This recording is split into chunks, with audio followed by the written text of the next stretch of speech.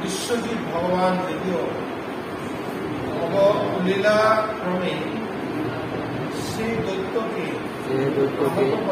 আহত করেছিলেন, তার ফলেও সেই দৈত্যের শরীর ঘূর্ণি হতে পারল। তার চক্ষুদয় পক্ষীপট থেকে বেরিয়ে এল, তার হস্তপদ অঙ্গ হল, মাথার কেশ আলুলায়িত হল এবং সে প্রচন্ড বায়ুবেগে সমূলে উৎপাদিত বিশাল বৃক্ষের মতো মৃত অবস্থায় পতিত হল। হিরণ্যকের মতো যে কোনো শক্তিশালী দৈত্যকে সংহার করতে ভগবান এক পলকও লাগে না। ভগবান তাকে বহু পূর্বেই সংহার করতে পারতেন। তিনি সেই দৈত্যটিকে তার মায়াশক্তি পূর্ণরূপে প্রদর্শন করার সুযোগ দিয়েছিলেন। মানুষদের এটি জানা উচিত যে কোনো জাদু বিদ্যার দ্বারা, বৈজ্ঞানিক প্রগতির দ্বারা অথবা জনশক্তির দ্বারা কখনো পরমেশ্বর ভগবানের সমকক্ষ হওয়া যায় না। আমাদের সমস্ত প্রচেষ্টা তার একটি সংকীর্তের প্রভাবে সম্পূর্ণরূপে বিনষ্ট হতে পারে। এখানে যে তার অচিন্ত শক্তি প্রদর্শিত হয়েছে তাতে প্রবল যে সেই দৈত্যটির সমস্ত আসরিক ক্ষমতা থাকার সত্ত্বেও কেবল ভগবানের ইচ্ছার প্রভাবেই অবলীলাক্রমে তার এক চক্রটাঘাতে ফলে সে নিহত হয়েছিল। জয়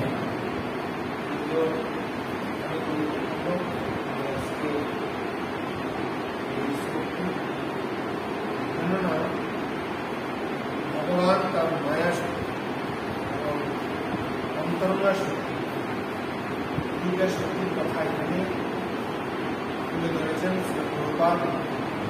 আর মায়া শক্তির দ্বারাই তিনি কলিকে বিনষ্ট করলেন। আমরা দেখলাম যে এক রাতে অল্প সময়ের মধ্যে বৃষ্টিতে 11টা জেলা বন্যায় প্রান্ত। এই রাতে ঘুমের ঘরে ওরা স্বপ্ন দেখছে জল ভরে পড়ছে, আর কিচ্ছু বের করতে পারে। আমাদের হিন্দু মন্দিরের প্রেসিডেন্ট অধ্যক্ষ তিনি বললেন যে এক ফ্যামিলি দোতলার ছাদে 3 দিন ধরে না গেছে। খুব উচ্চ গ্রাম, মানে ভিতরে একবারে। তারপরে এক ব্যক্তি তার 2টি কন্যা আর ওই ব্যক্তি সে গাছের 2 দিন যাবৎ ছিল গাছের উপরে। তারপর ক্লান্ত হয়ে গেছে, মেয়ে দুটাকে বাঁচাতে গিয়ে 3 জনের জলে মিশে গেছে। মৃতদেহ কাউকে সত্যি রাস্তাটা ঢুকিয়েছে, মেয়ে দূরে চলে গেছে।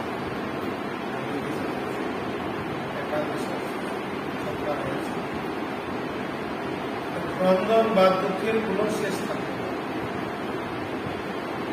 এমন কন্যা ছিল, বিড়াল, বাঘ, সিংহ, সাপ একসাথেই তখন থাকে। কেউ কাপড় দিয়ে খাওয়ার মতো শক্তি বা সেই ভাব থাকে। সবাই তখন কি জীবনের বাঁচার তাগিদে সবাই এক গাছের ডালে করতে। এমন একটি বিভৎস দৃশ্য ভগবান কি না করতে পারে তার একটা বাস্তবিক দৃষ্টান্ত। এই তো বেশি মানুষ যতই প্রাণ দেখবেন বন্দী অবস্থা কি করে সাথে সেদিন মন্দিরের একটা দোতলার মধ্যে অনেক দিয়েছিল, দোতলার নৌকা ছাড়া আর এদিকে আসবে, আর আসবে যে তাও তো এসে কোথায় থাকবে, ঘর বাড়ি ছেড়ে দিয়ে চলে আসবে তাও পারছে না। বিস্তর যা যা করতেছে নিজের দোকানপাট সব জলে চলে আসছে, কিছু রক্ষা করতে পারে। রাতের ব্যাপার কতটুকু সময় ছিল বলতেই পারছে না তারা, যেহেতু চলে আসে। এখন সরকার এই দেশের ব্যক্তিরা বলছে যে হঠাৎ করে ওরা দরজা খুলে দিয়েছে। এখন এটা নিয়ে অনেক দ্বন্দ্ব চলছে, তথাপি এটা সরকারিভাবে অনেক প্রকাশ করাচ্ছে, সেটা তাদের ব্যাপার। দেখুন ভগবান কি না করতে পারে। আমরা দেখলাম যার একটা প্রভাব ছিল 45 মিনিট সময় দিয়েছে জীবন রক্ষা। তাও তো ভগবান কি করছে, 45 মিনিট সময় দিয়েছে। আসলে 45 মিনিট, না বাঁচলে 40 মিনিট আগেই তার দেখুন ভগবান তাই এখানে বলছেন তুমি পারতেন আরো আগে তাকে মারতে, কিন্তু তিনি উপলব্ধি করেন। দেখো মায়া শক্তির আর যোগমায়া শক্তি দিয়ে জীবকে কিভাবে মায়া শক্তি কিভাবে জীবকে গাধা বানাচ্ছে আর যোগমায়া শক্তি কি করে উদ্ধার করছে, এই দুটা প্যাটার্ন। তটস্থ শক্তি তার মধ্যে কি বলছে, পুতুল নাচের মতো নাচছে। পুতুল নাচায়, যেভাবে নাচায় সে আমরা মায়া শক্তির দ্বারা নাচি আর যোগমায়া শক্তির দ্বারা কি ভগবান মুখী হল। ভগবানের দুটি শক্তি প্রভাব, কোনটা বেশি প্রভাব? মায়া শক্তি বেশি। আবার মায়া শক্তি বেশি প্রভাব বলতে তা নয়, বলছে কৃষ্ণ সূর্য সম মায়া হন না, যাহা নাই যা কৃষ্ণ তাহা নাই মায়া। এই জন্য এমন কিছু নয় মায়া শক্তি বেশি প্রকাশ হচ্ছে, কিন্তু যেখানে কৃষ্ণ নাম নেই, যেখানে কৃষ্ণ হরিকথা গুণকীর্তন হয় না, সেখানে মায়া শক্তি অন্ধকার আচ্ছন্ন দ্বারা জীবকে গাধা বানায়, গাধা বানায়। বলছে সেই তীর্থে, যে তীর্থে বৈষ্ণব দর্শন, বৈষ্ণবরা যায় না, সেই তীর্থ বলছে কাক তীর্থ। কাকেরা ময়লা জায়গায় থাকে, ডাস্টবিনে ময়লা ফেলে, সেখানে কাকেরা ফেলে। যে তীর্থে বৈষ্ণব যায় না সেই তীর্থ হচ্ছে কাকে। গঙ্গাকে পবিত্র করে কি? বৈষ্ণব। বৈষ্ণব দর্শন বা ফিলোসফি কত প্রভুপাদের এই বাস্তবতা। প্রভুপাদ বলছে আমার সোসাইটিতে যত ভক্ত আছে সবাই বৈষ্ণব, শুধু বৈষ্ণব না, শুদ্ধ বৈষ্ণব। তাহলে আমাদের প্রেক্ষাপটটা যাতে আজকে হাত থেকে কোনোভাবে সম্ভব নয়। তার জন্য এখানে আমরা আজকে শ্লোকের বিষয়বস্তু হচ্ছে যে ভগবান পারতেন নিমিষে তাকে ধ্বংস করতে, তা তিনি করেননি। কেন করেননি? তা আমরা তো নিমিষে ধ্বংস করতে পারতাম।